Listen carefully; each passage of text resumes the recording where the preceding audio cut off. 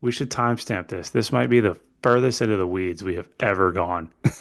We are now reading off, we're reading off the location of the authors of a research paper I found randomly trying to debate animal versus plant proteins. Team, we're losing it. Team, welcome to this week's episode of the Mops and Mo's podcast. You say right after the I intro know every time.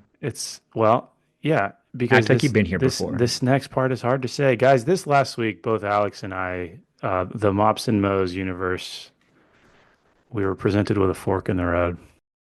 Drew, if you want, you can resign from the Mops and Mo's podcast and I will continue to pay you as much as I've been paying you for the next 8 months. For the next 8 months.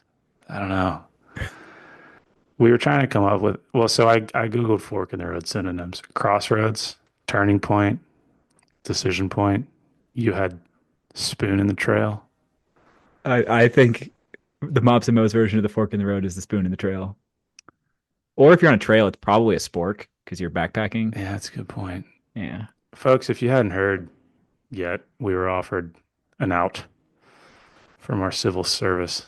I am slightly curious. A few people have messaged me like asking if I'm going to talk about this kind of stuff on the Mops and Mo's platform. If that's stuff you guys are interested in, you We're want to hear talking about, about it. I mean, we're It's talking about it now, but we're not going very to close dedicate to an home. episode. Very close to home. Spoiler alert, this episode is not about the federal government. This episode is Well, about look, we're at a fork in the road right now. We could make this episode about the federal government. We're not going to, team. We're going to take the high road. We're going to make this episode about a myths and research paper. truths. Myths and Yeah, truths. resistance Speaking of training. myths and truths, But yeah, before we transition completely, I don't think we're done with this yet. Um, well, we're not done with it for 4 more years, at least. I will make it clear to folks. Uh, this stuff may be meaningless to a lot of people who are listening, but a lot of military human performance is made possible by federal civilians, run by federal civilians, and it's a It's weird like time to be a federal civilian. yeah, Um, what a time. We're all it's facing a fork in the road, ultimately. technically at the time of recording, there's really only, I guess there's more than 24 hours. The deadline's midnight. So there's like 30 more hours of opportunity to make a decision. I mean, team, Alex almost took the money. He almost took the bag. Hey, take the money and run, guys. 8 months till I go do a PhD and grow mops and mows. I, as a true patriot, created a junk folder, and those emails go directly there because I don't have time for that. I'm busy serving my country as a civil servant. I'll tell you a moral quandary I struggled with. A fork in the road, if you will. It's certainly for it's I didn't realize no. that was such It, stop saying that phrase. a It's low hanging pun. really messing up my flow. It's like sticking a fork right in your road.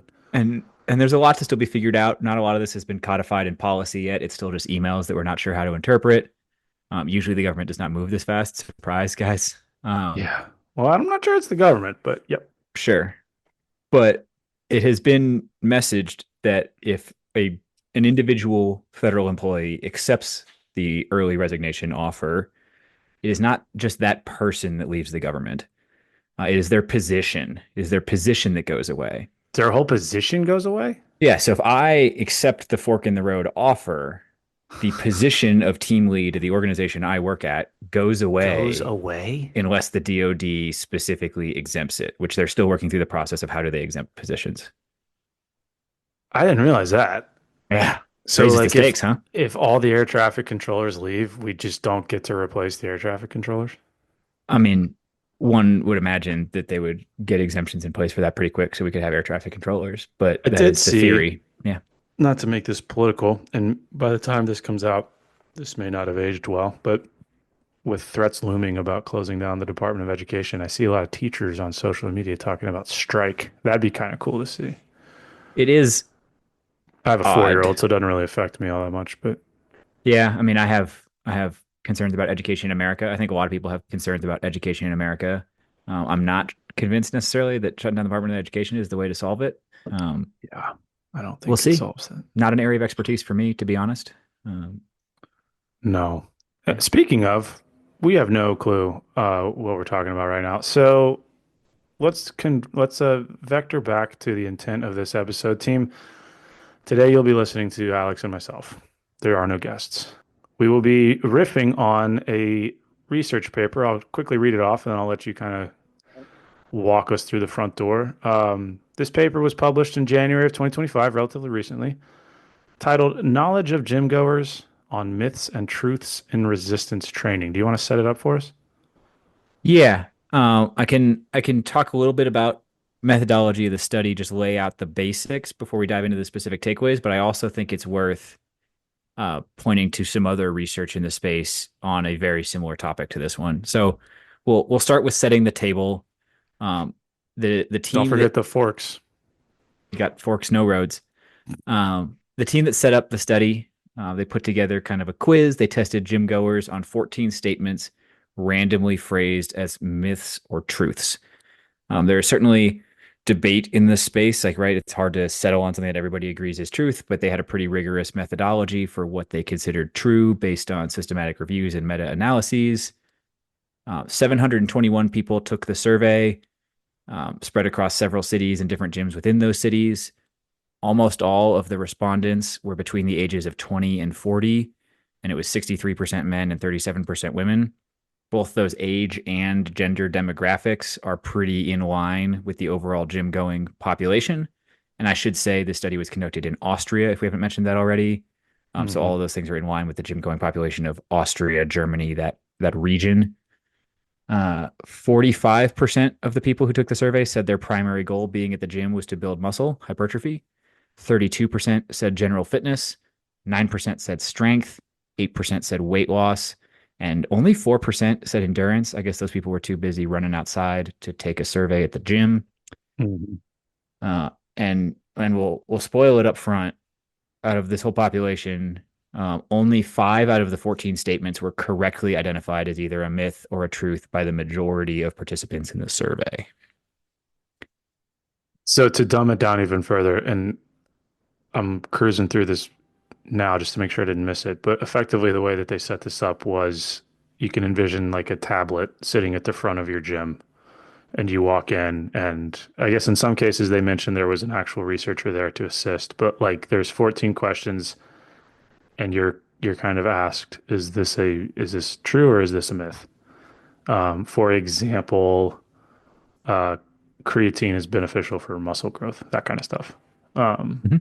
and to your point, of the 14, only 5 of them were answered correctly to a level of statistical significance. Yeah. And we will dig into the specific questions in a moment. But I want to say this is not necessarily just like dunking on gym goers and calling them dumb. I'll walk through. I actually would dunk on scientists and call them dumb.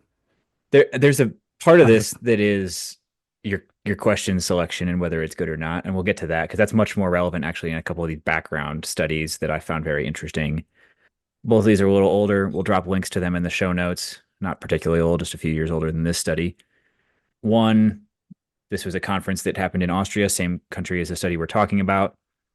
They pulled aside 117 exercise and health professionals at this conference. That included physical therapists, sports scientists, and coaches. They answered 22 questions about stretching. Lots of people love stretching, talk about stretching all the time. Not all the research backs up the claims necessarily. And across specifically a population of professionals, they only 10 out of 22 items on that quiz did a majority answers come back correct. So even when you ask professionals questions like this, they don't necessarily do very well. And then bringing it to America, and we'll discuss this one potentially at more length. We may come back to it later in this episode if we have time. I posted about it on social media a little bit. Um, but the ACSM, so we're in America now, surveyed 1,808 certified exercise professionals. These are people certified by them, and they're getting tested on material developed by them that was part of their certification process. So, in theory, they should be familiar with it. let me pause you. Do you think that they recruited those people by offering them CEUs to take this survey? That's a good question. That seems like a massive, I wouldn't even call it a conflict of interest. I would just say that's like pretty obnoxious.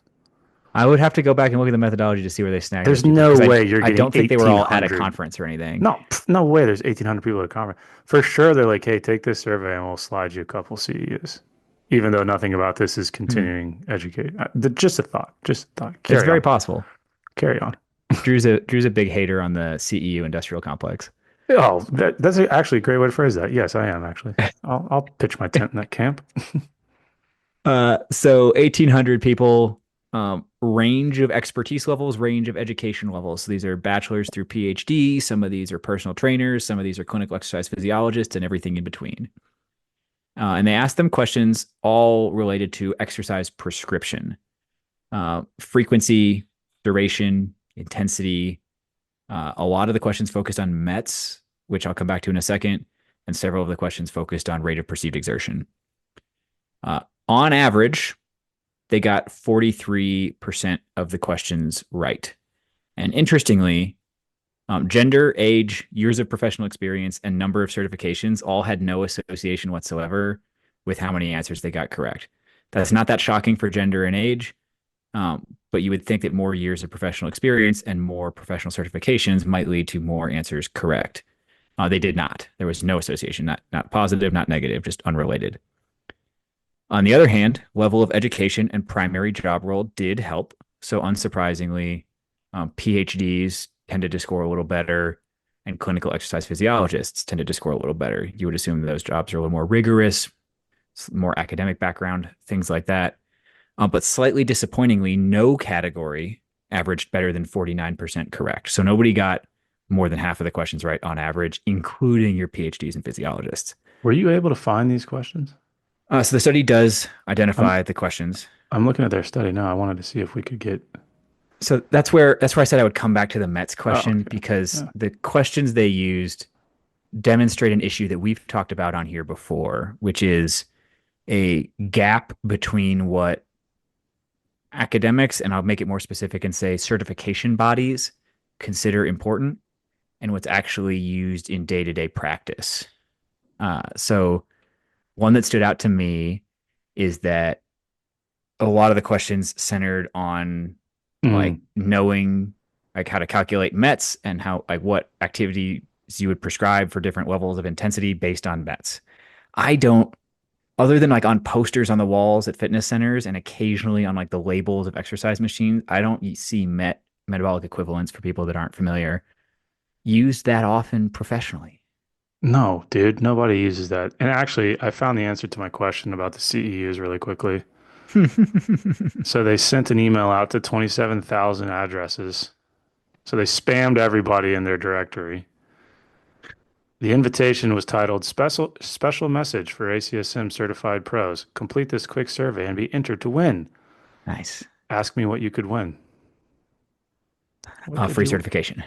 You win a copy of the new American College of Sports Medicine's Guidelines for Exercise Testing and Prescription, ninth edition, The book that the questions came from. the book the questions came from. So I'm not necessarily, I mean, I'm literally skimming this. I'm not bashing the ACSM. I just think that that's funny for no reason. I mean, But to your it is point, pretty funny. yeah, here's my frustration with it because what we've just highlighted here now are three separate studies basically making the case that like exercise professionals for some reason don't understand scientific findings. People who have listened to this podcast know where I stand on research in this space, for better or for worse. My frustration with this, and I made a note of it in our little document, there is a difference between what anecdotally exercise professionals experience on a day to day basis and what research shows. And sometimes those things line up. Like sometimes, yes, whey protein increases lean muscle. Like, sure, okay, fine. Research supports that. My frustration though is that basically what this study is proving is that like exercise professionals differentiate in what they think is true relative to what research in a small contained environment across 8 weeks with like college trained men shows. Like I don't the point I made was one that I like to reference a lot. Mike Tashir is a powerlifting coach for folks that don't know. He's near and dear to my heart because he introduced RPE to strength and, or to resistance training. And he makes a great point, which is that research might show that 1 to 3 reps makes you strong, but anecdotally, he has had athletes that get strong off of 10 reps. So if a guy like Mike Tashir says that 10 reps can make you strong, I would believe him because he lives in that world and he experiences it. But research would say he's wrong. So I get what they're doing. Like it's an interesting paper. But it's also Um, not about right and wrong either. In this particular one, the the rightness and wrongness of the questions is decently objective because it's arbitrary definitions used by ACSM.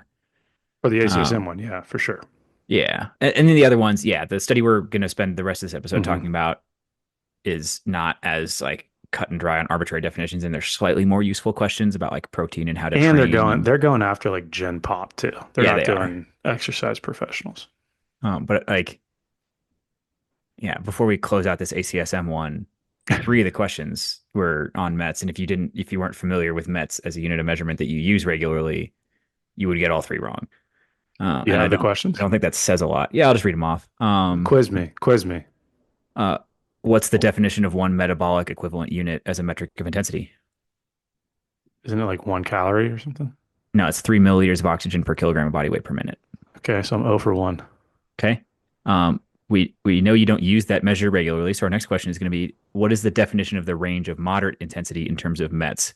I imagine this one was multiple choice, so I'll give you multiple choices. I don't know what they were, Okay. but we'll say 1 to 3 METs, 3 to 5.9 METs, 6 to 7 METs, or 8 to 9.5 METs Medium intensity? for moderate intensity. Yeah, What was B? 3 to 5.9.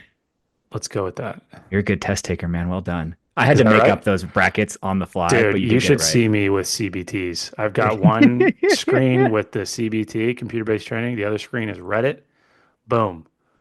100% every time. Anyway, Moving through it quickly, the next one was definition of the range of vigorous intensity in terms of METs. That's the 6 to 8.7 that I used.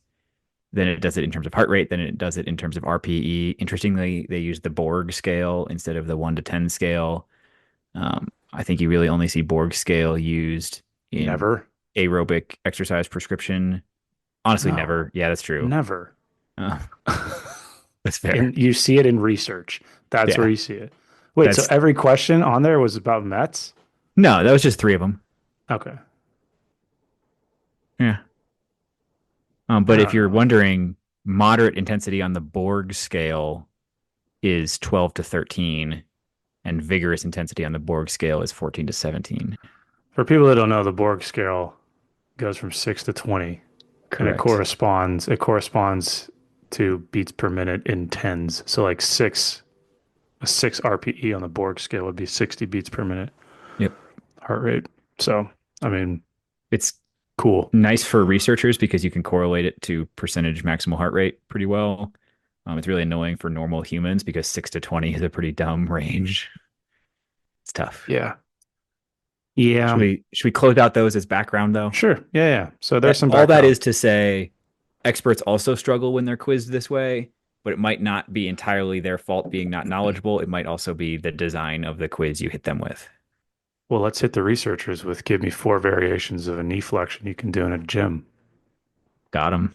Yeah, see? Let's go. Anyway, carry on. Okay.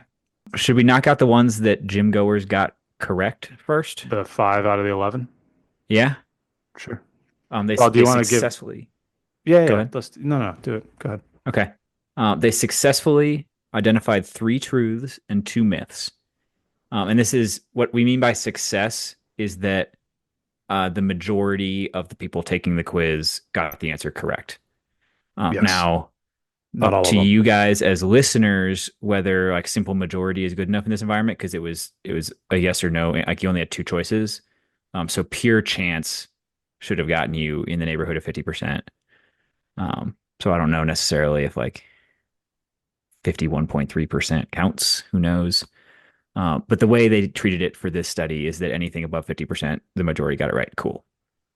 They successfully knew that protein supplementation augments strength and hypertrophy. They successfully knew that creatine supplementation augments strength. They You want me to read successfully, off the 87% of folks knew the first one. sure, yes, 74% knew the second one. there you go. They successfully identified that full range of motion training is superior to partial range of motion for hypertrophy. 70% knew that Hmm. one. And then the myths they successfully identified, they did identify that the statement resistance training reduces flexibility is false. Um, Drew, help me out on the percentages. I'm not looking at two sheets at the same time here. 78.4% correctly identified that. So Look at that. I'm impressed. Well done. Honestly, that's one I would have thought people might have struggled because like it's a pretty persistent Hmm. myth that like getting muscle bound is the result of resistance training and you lose flexibility. And then they also successfully identified that low load, high volume resistance training is as effective as high load for strength is also a myth. Um, and 68% got that correct. Am I reading this right? Okay. Carbohydrates increase performance in resistance training. They're saying that that's not true. That is what the study designers said. And you can correct me. You can I pull up the actual study because I was having a little bit of trouble reading their charts, so I double checked that one a few times. They did say that like, and they probably worded it. I'd have to go back to the wording of the question, but it was probably like consumption of carbohydrates acutely benefiting performance in subsequent resistance See, training. yeah, that's where they Yeah, lose me. that's the tough part. Like, yes, carbohydrates are necessary for resistance training, but like munching on a bag of Skittles right before your lift, that's not necessarily going to enhance See, performance. Marshawn Lynch would disagree with you, I mean, or most them. athletes doing like prolonged multi-hour physical training would disagree Sure. because they'd be right, and you do have to refuel carbs. But for the average gym goer, that is, and I've been guilty of this. I have certainly used the like carbohydrates are important for high intensity activity, yada yada yada, to justify less than whole food plant-based dietary decisions around exercise under the guise of health, saying it's for my performance. Free weight resistance training is more effective than machine-based resistance training. They are saying that that is false. Correct. Who are these people? I mean, that's pretty much what meta-analyses say at this point, Drew. Sure, but like that's not true. It's, I I mean, it's mean, true in research land, but but it more depends on effective. what More your effective outcome by measure what? is. Well, exactly. That's my question. Like, what is their Sure. definition of effective? In terms of the strength measure used for the study. So usually what you see is a like a quad focused free weight exercise, a quad focused machine exercise, and then a test of Squat. quad strength that is neither of those things. Hmm. So you can't do your free weight exercises squats, your machine exercise is leg extension, and then your test is squat because then of course the squats are going to produce the best result. You have to Hmm. pick a test of strength that is neither of the two things and then see if the results are the same. There is a lot of room here that a lot of exercise professionals would fall into where they would say that there are benefits other than the singular measure of strength a researcher picks Hmm. where free weights might come out on top of machines. That said, we're getting like pretty far into the weeds of that particular question and this is why like it's kind of semantic anyway.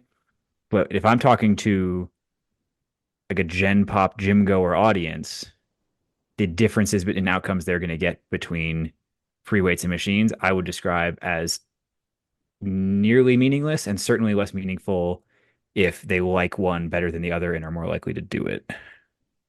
I'm with you on that, which is why this is somewhat frustrating because you end up in this world of just mass confusion around like, Mm-hmm. oh, well, the research says blah, blah, blah. It's like, well, you wonder why people just go and follow ripped dudes on Instagram Yeah, because we get lost in because you get lost in the irrelevant sauce. arguments. Yeah, Hmm. yeah. Hmm. But I think most of these questions we can take at face value pretty well. Those you have identified the two where there's going to be a little bit more rah, rah, rah, rah, rah.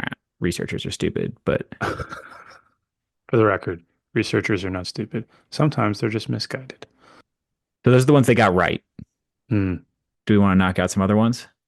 I mean, there's only 11. You might as well go through them all. Yeah, going with the protein supplementation question that they got right, there was one they got wrong that was related to it, which is the statement is the timing of protein intake significantly influences hypertrophy outcomes. Um, 64% of respondents said yes, that's true. The researchers, based on looking at meta analyses, said no, that's not true. The anabolic window is largely a myth. Total protein intake throughout the day is vastly, vastly more important to the point that the timing is largely irrelevant.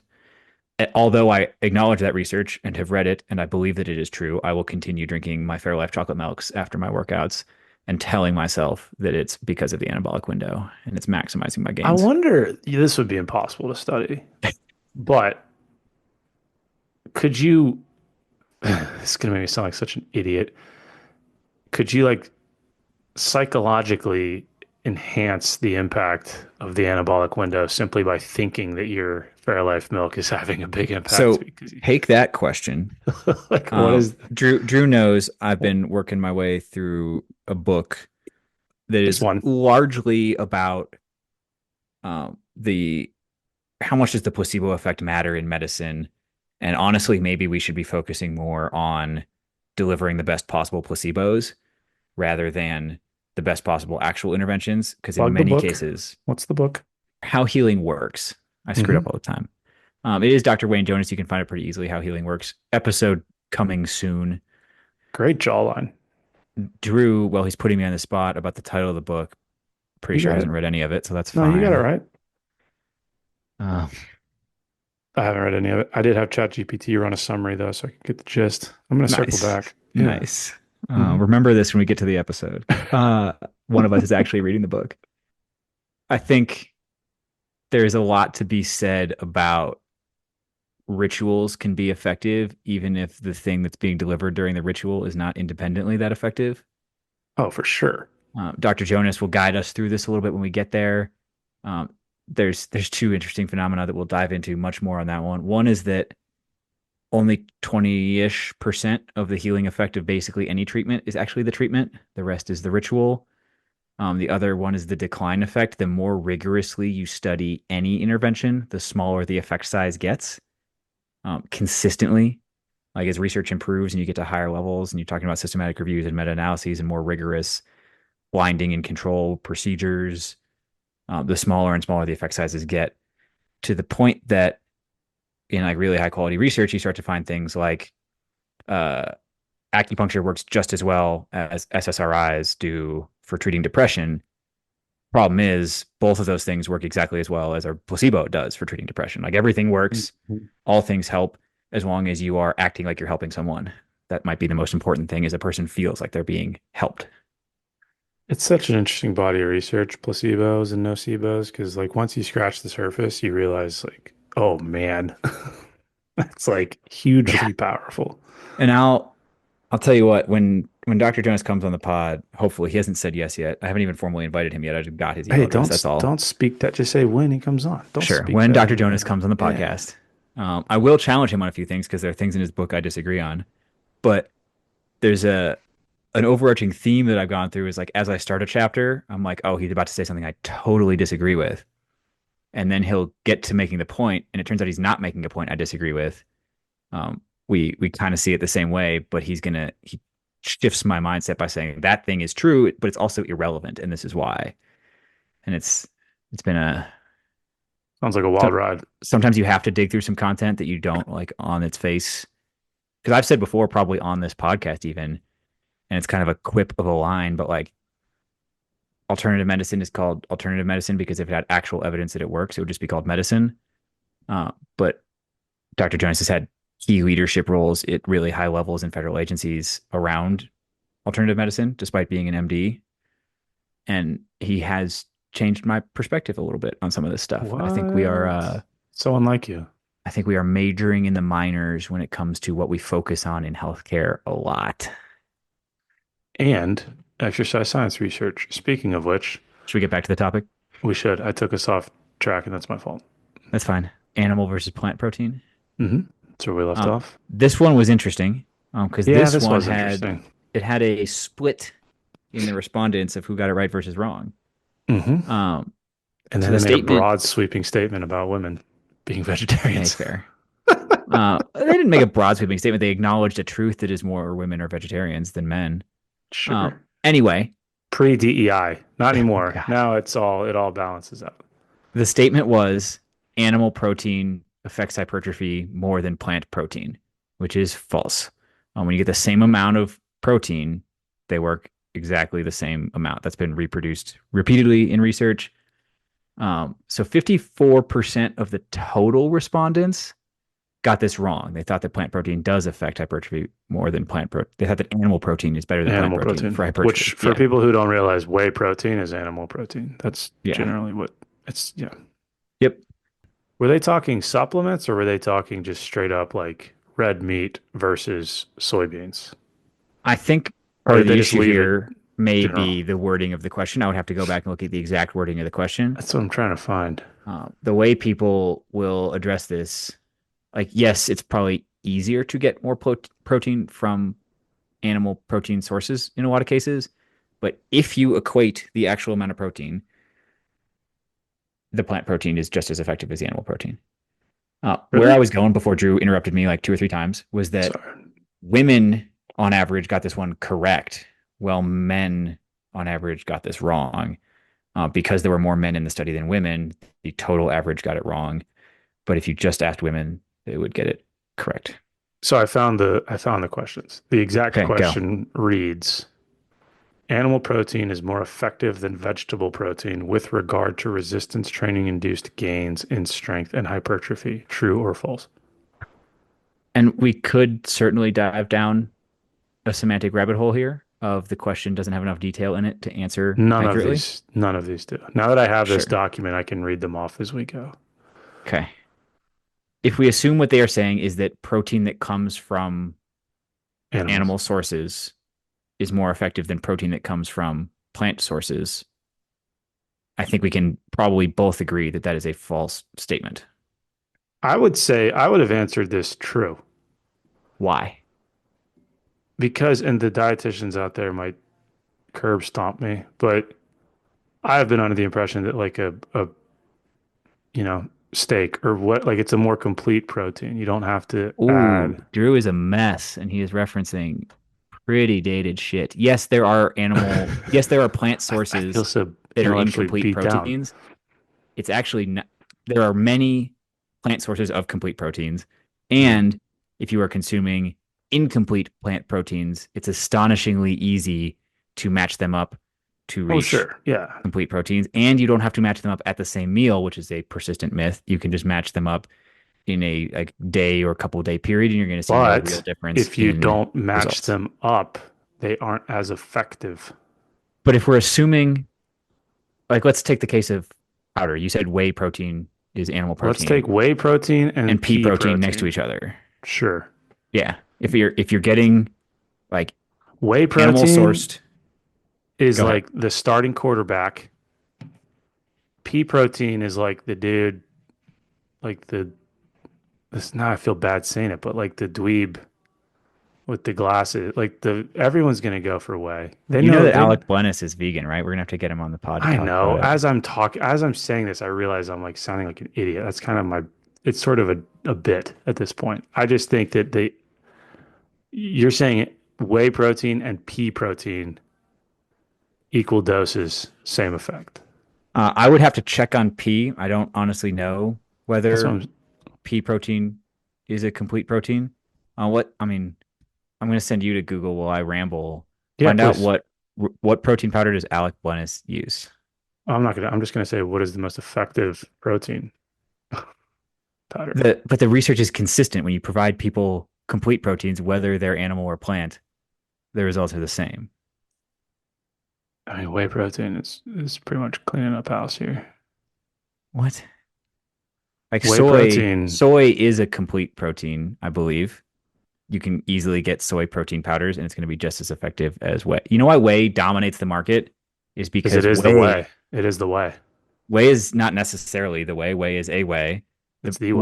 whey powder, whey isolate was a waste product produced during dairy product manufacturing until not that many years ago. Like it was Sure. thrown away. Like you process the dairy, you get the thing you're making, yogurt, whatever it is, and you Hmm. throw away that stupid whey stuff. And then really smart marketing people figured out that that waste product is actually profitable if you convince people that it's amazing, and we sell it in tubs that are wildly overpriced now. Yeah. And so lots of people are under the impression that it's like absolutely See, vital that they get whey now protein.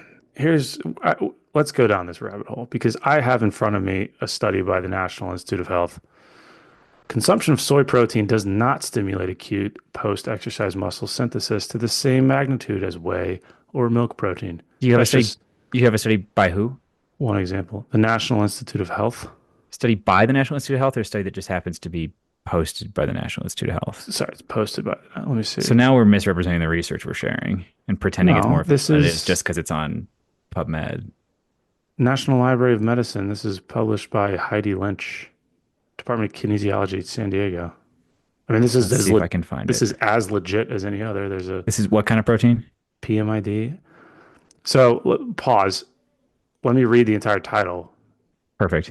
No significant differences in muscle growth and strength development when consuming soy and whey protein supplements Oh, matched for leucine following a 12-week resistance training program in men and women, a randomized trial. So they're saying, blah, blah, blah, blah, blah. However, there are some second and third order effects where I think whey sort of wins out the bioavailability, the amino acid profiles. so we after a conversation about majoring in the minors, Drew is going to I am acknowledge in the that there minors are right now. Yeah. no significant differences in Yeah. outcomes. I'm team whey for sure. Soy and whey protein both represent complete proteins and are supplements representative of plant-based and animal-based protein, respectively. However, soy and whey differ in terms of amino acid profile, digestibility, and the kinetics of their absorption. Soy protein, compared to whey, contains a lower quantity of essential amino acids on a per gram basis, and notably fewer branched chain amino acids. So So, we gotta back up for a second because you did a thing at the top of this that is like a I know, cardinal sin of misrepresenting research, and we I'm all gotta over the have a place. conversation for a second.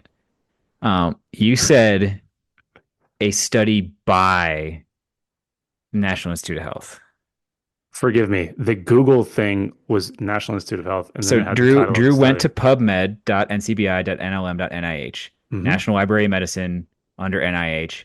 Did you find it? They make all of the research available to people. Hmm. That doesn't mean they do the research. And there are significantly different calibers of research hosted on the same library of research. I think a much more fair assessment, if we look at the authors on this team and who they're affiliated with, is this is an Arizona State University study, pretty much. The first author listed There's only is two. from Point Loma Nazarene, but three of the Yeah. authors are affiliated with Arizona State University. The rest are from other universities. So yes, you got Northern Arizona University in there as well, Central Washington University. So it's a team of researchers, but the bulk of the Flagstaff. Yeah. team was located at Arizona State University. But the primary researcher was from San Diego. How do they choose the first author on a study, Drew? I am of the impression, probably naively, that that's the one who actually does the work and the rest are That's just getting the embarrassing. clout. Come on now. How do they The choose it? first author is the one who has to deal with all the contact stuff, largely. And I'm not a PhD. I haven't published a lot of stuff. Uh, PhDs that are listening to the podcast, come on and tell me who's right, Drew I or think me. both PhDs and Genuinely dietitians are speaking, just beating the shit out of their steering wheels right now. usually I look to the last author on the list as the one who Really? served as the like advisor, supervisor, guidance Oh, on yeah. it. Yeah, I'll The give you first that. author tends to be the corresponding author, and that doesn't say a lot necessarily about First their author is the expertise. student, last author is the teacher. Hmm. Everybody else in the middle is just Hmm. along for the ride. Hey, This might be, that's a I little think different than your answer a second ago. we should timestamp this. This might be the furthest into the weeds we have ever gone. We It's are worth now talking reading about, man. off, we're reading off the location of the authors of a research paper I found randomly trying to debate true or false animal versus plant proteins. Team, we're losing it. Um, okay, so that was one question. Okay. What are you even Googling right now? Now I'm just worried. I'm seeing if I can find out anything about the research team. That's all. We'll get back on topic. Well, we've Uh, got the next one we can agree on. Yay. what's the next one? The statement was creatine supplementation augments strength. Yes, The people who took the quiz got it right, and we we agree got it with right. them. They got it right. Everyone's right. Now, interestingly, there were variations on this one as well. The researchers highlighted any question where there were significant demographic differences in response rates. Everybody got this one right. Like the majority of every demographic got this right, but men were more likely to get it right, and younger people were more likely to get it right. Hmm. I'm going to skip. Actually, Drew's looking at the same list I am. I'm going to skip to another question where it was the same, where more men got it right and younger people tended to get it right more often. And Which that is question? that. So the statement is full range of motion is superior to partial range of motion for hypertrophy. And that question, once again, Yes. 70% of people said yes. We agree with them.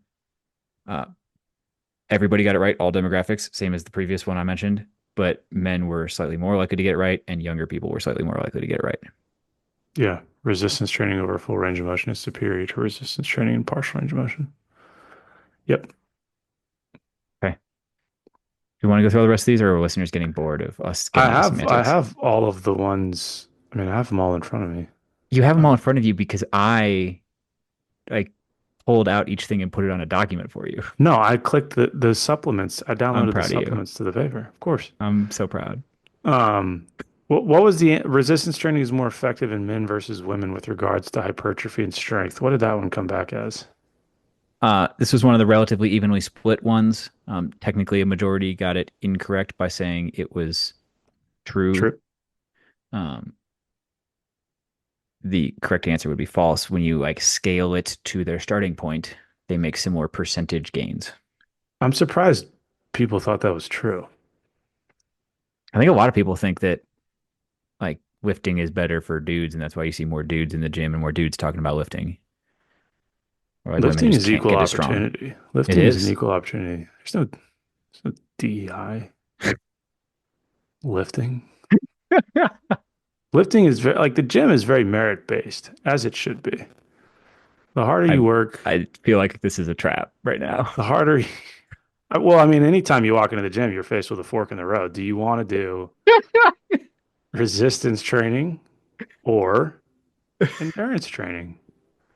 Well, based on this study, a lot of people are taking the resistance side of that choice. More people should do endurance, to be honest. I had Yeah, this conversation at work just the other day. Strength is great. We talk about like I forget who the woman's name is that's always talking about like muscle is the organ of longevity, yada yada yada. It is good for you. does she If know muscles aren't organs? pause for a second, I think there has been a surge in the popularity of and the understanding of the health benefits of resistance training, building muscle, building strength, increasing bone density, the things that come with resistance training. That said, and while I think that surge is a generally positive thing, getting people to exercise more of any kind is usually a positive thing. I think if we're being honest about what the literature says, if you took like VO2 max on one side and strength on the other side and said which of these has a more powerful ability to predict long-term health outcomes, it's clearly the aerobic capacity stuff. Everybody should do both. The physical activity guidelines for Americans say you should do both. The World Health Organization says you should do both. Everybody agrees you should do both. But I think it's clear that endurance training, aerobic exercise has a more direct line to health than getting huge. I saw a quote. I don't know if this was one we talked about, and I might be misquoting the quote, but it was something along the lines of aerobic training is good for a lifespan, strength training is good for health span. Sure. And for people who aren't as in the weeds of semantics as we are, I'll briefly explain lifespan, how long you live, health span, how long you live without the burden of chronic disease and are able to actually live your life. Right. So from that perspective, I think that's actually pretty astute I would observation. I would argue that both play a role in Yeah, I both know, health span and obviously, but lifespan. when we're trying to create buzzwords and tie, like, yeah, I mean, I get we'll it. keep you around for buzzwords, we'll keep me around for nuance. So there's fantastic data on like VO2 max declines as people age. And there are certain thresholds you pass where activities of daily living are now beyond your aerobic threshold where you can't do it sustainably anymore. And that's where independence starts to go away. And I would say that's the end of health span, to be realistic. Hmm. So there's absolutely a health span factor from aerobic capacity as well. Hmm. That got nerdy. Yeah, well, that's why people listen. You threw me off because you skipped to a different question. We already talked about the carbohydrates one. Um, Hmm. one of the statements was magnesium prevents cramping. Um, Would you said 82, true or would you have said true or false to that? I would have, if I I would say hadn't read this study, I would have said true, I think. I think if you had asked me 3-ish years ago, I would have said true. Maybe even 2-ish years ago. I did go down a rabbit hole not that long ago on electrolytes and like what they are good for and what they aren't good for and how crucial they are. Because like if you haven't noticed, electrolytes are getting like super heavily marketed lately. Like everybody needs to take them all the time. Drip drop. But I think if you'd asked me like within the last 6 months, I would have said false. And the answer was False. false. But 80+% of the people who took it Is that said true? true. Hmm. What percentage of those were women? I'd be curious because they, You're the not one to who get has a study open right now. not to get weird, but they face cramps more than. Oh, I think we might be talking about different cramps now. Yeah, I know, but the question literally only says cramps, which is why I'm curious. I might have given a shortened version of it. You were the one that has the list of the exact wording of the question. See That's if it says literally exercise related cramps. That is the no, whole wording of literally it. magnesium prevents cramps. True or Oh, never false? mind. I thought I had shortened that in my notes. I didn't realize that was No, the whole statement. that is it. I assumed I shortened it when I wrote it down. Magnesium prevents cramps. True or false? Well, I pulled up the chart for men versus women. Let's find the magnesium question. That's what They I'm answered looking at at. almost exactly the same rate. So They were like within 82% of 1%, women, 82% of women said true, and and 83% 83% of of men men said said true. true. It's functionally the same. Yeah. Yeah, I mean, again, one of those things. Regular strength training reduces flexibility. We We already talked talked about about that that. one. Low load, high volume resistance training is as effective as high load resistance training with regard to hypertrophy. True or false? And 51% of them agreed with that statement, I think, right? Am I misreading my notes here? There's so many charts on this. Yeah, some of these charts are hard to read, so I think I got it right in my notes. 51% of them said yeah, but it was not true. It was one of their It roughly was not 50-50 split true. ones. Low Yeah. load resistance training is as effective as high load resistance training with regards to hypertrophy. And Hmm. we have talked about this topic in particular before, and we've talked to the data-driven strength guys about this one. Right. I think the general consensus on this topic is once again similar to the protein question, not enough detail in the question to accurately answer. The number of sets that approach failure seems to be the Well, right. correlate That's that's exactly strongest. why this question Yeah. is doesn't make sense because the first part references volume and intensity Yeah. as compared to just an intensity metric. So are they saying low load, both high volume and no? That see They what? didn't it's not volume and intensity. It just says intensity. It doesn't talk about volume, and that's the It does though. problem. No, it does. It says low load, high volume resistance training. Well, on the chart I'm looking at, it just says low load RT is as effective as high load RT with regard to hypertrophy. This says low load, high volume resistance training is as effective as high load resistance training with regard to hypertrophy. Oh, so the So, wording on the charts is not exactly correct. right. Interesting. So, on the one hand, you have a reference to both intensity and volume as compared to just Yeah. So it's a intensity. bad question. I think we can on this one we If can totally agree. Bad question. bad question. I mean, Yeah. and the reason I went that deep into the weeds was because with the data driven strength guys, they do talk about this, like you said. And when you volume match, Hmm. you can make a case for low load. But Hmm. yeah, that's why this is a weird because hypertrophy, you would want higher volume, which I don't know. Yeah. Anyway, bad question. Yep. So, but it gets worse because the next question, low load, high volume resistance training is as effective as high load resistance training with regard to maximal strength. Hmm. What did they say there? For strength, 68% said low load not as effective as high load for strength. The authors considered that correct. And I think this one we can probably agree with the authors that you do need higher loads for Yes. strength. Intensity drives strength, volume drives hypertrophy. Yeah. And bad questions drive bad science. Okay. Volume equated resistance. Here we go. Volume equated resistance training performed several times a week is more effective than resistance training performed once a week with regard to strength and hypertrophy. So the question here is, if we translate it to normal people language, is it for both strength and hypertrophy better to spread out your sessions over the week or do one big session weekend Like, warrior yeah. style where you get the same amount done? Well, to get more specific, should you do 10 sets one time or two sets five times? That's volume matching. Sure, but the volume matching is assumed, so the question is not about volume matching. It's I about how know. many sessions per week. Volume equated resistance training. So, but what they're saying is if I do two sets five times a week, is that more effective than doing 10 sets all at two once. sets all at once? Yeah, 10 sets all at once. Yeah. Yeah. And the answer, according to the authors, is no, it doesn't really make a difference. My thing is this. That is a very, you have to have a pretty deep It's pretty deep in the weeds. understanding. Yes. So It's a weird question to ask a random person at the gym. your average Austrian gym goer is going to walk in and be like, What is going on here? I don't understand.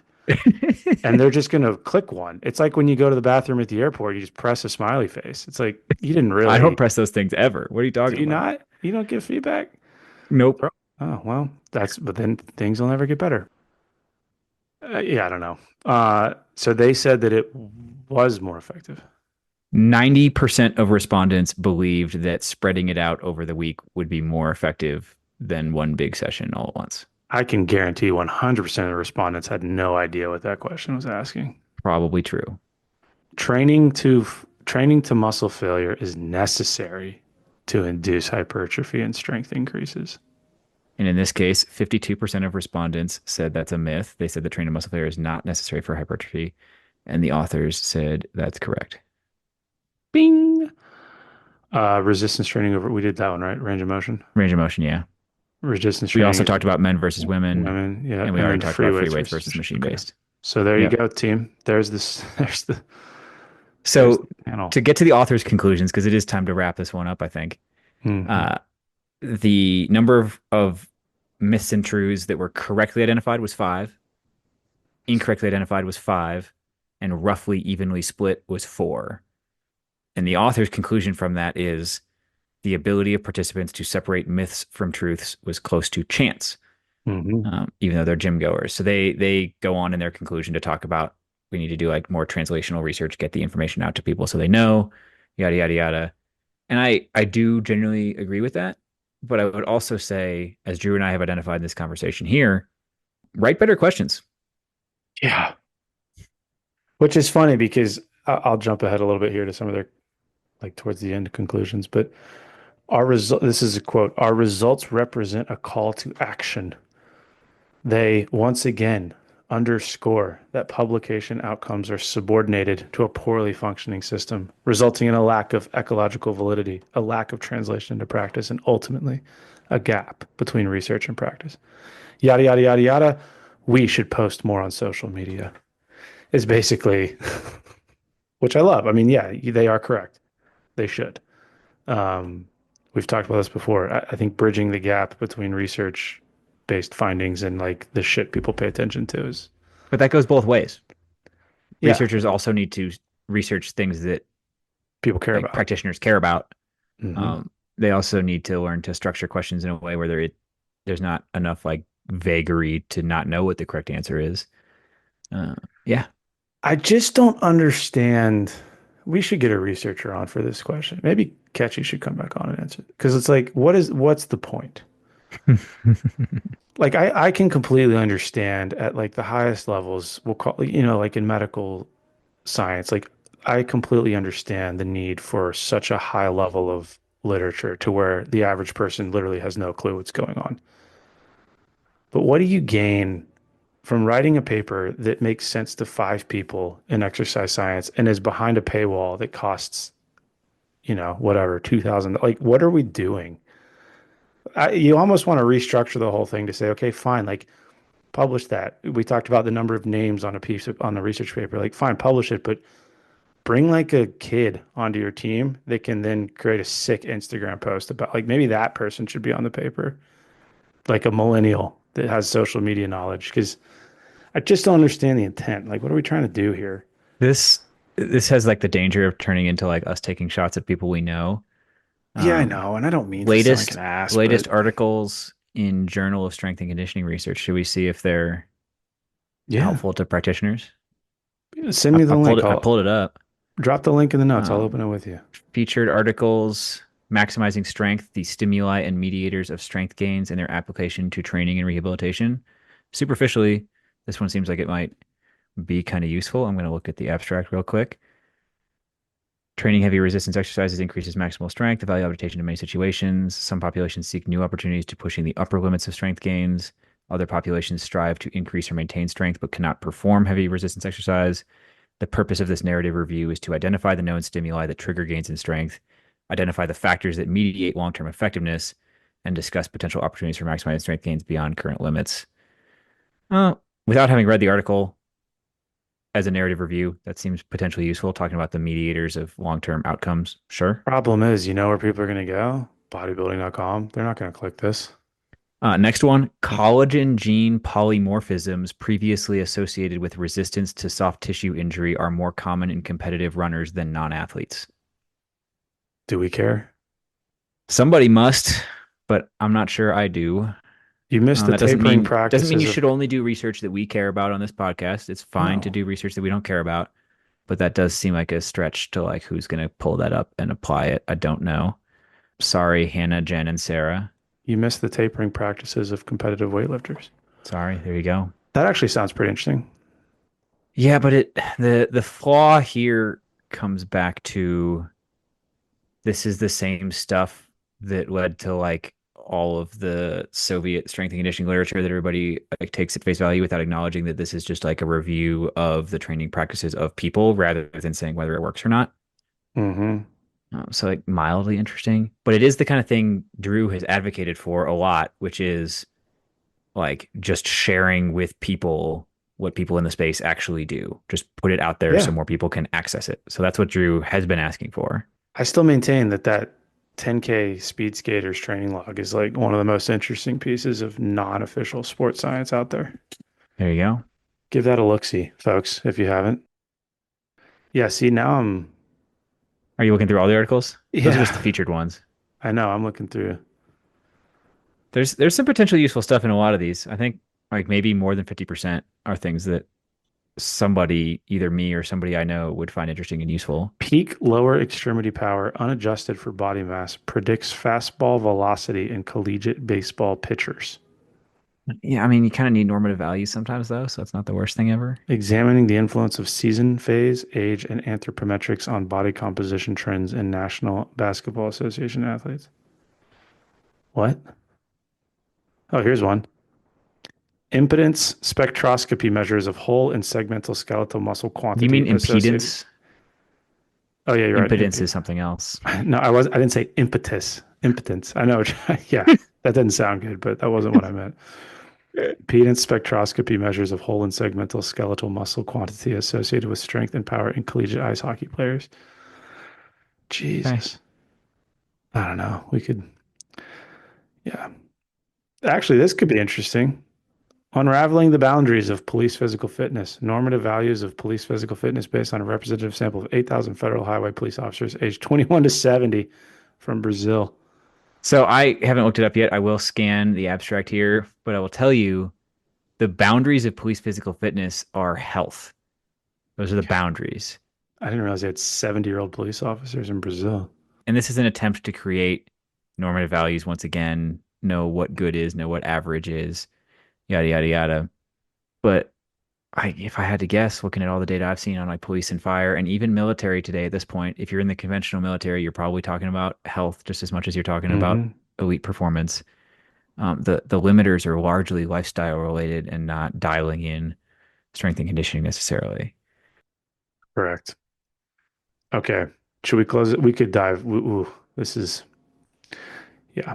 Now I kind of want to. Am I logged into my account right now? Can I pull up this full article real quick? Why is it asking me to buy it if I have an account? Well, there You you are go. logged in. There's the issue. You It have to says I'm logged buy in. stuff. Why can't I see You have to buy it. the full article? Yeah, why is the PDF thing grayed out? This is the most recent issue of a journal that I have a subscription to. Sometimes I just have to hit refresh and that makes it better. No. Why is only the velocity-based training with weightlifting derivatives article free? 'Cause that's what they want you to read. Do you have any other thoughts on the study from Austria? I think we probably beat this one to death, to be honest. Okay.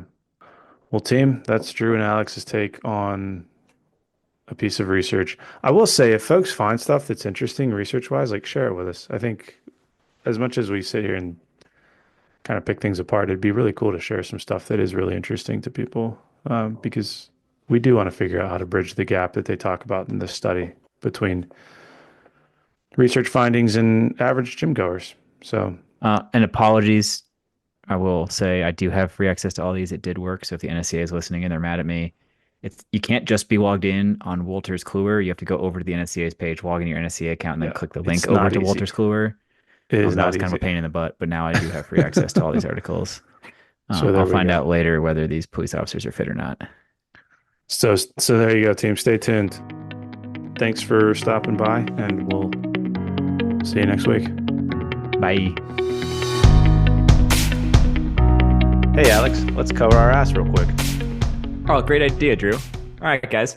The views and opinions expressed in this program are those of the speakers and do not necessarily reflect the views or positions of any entities they represent. Thanks for tuning into this week's episode. Before you go, please rate and review the pod on the listening platform of your choice. You can also visit us on our website at www.mopsinmos.com. That's mops, the letter N, mos.com. You can check out the library of podcast episodes, our latest blog entries, any helpful resources, and also sign up for our newsletter. Drew nailed it. Just to underline a couple of things, the podcast entries have in-depth show notes on the website. So if you missed anything or you want to read any of the research we talk about, it is all there. You can, at the bottom of the website, sign up with your email and receive future updates from us. The blog posts go a little bit more in depth in kind of written form on a couple of topics we get questions about all the time. But most importantly, I just want to ask all you guys, our best way the word gets out is absolutely word of mouth. So tell your friends, tell the people you work with, anybody you think would find it useful. Thanks for spreading the word.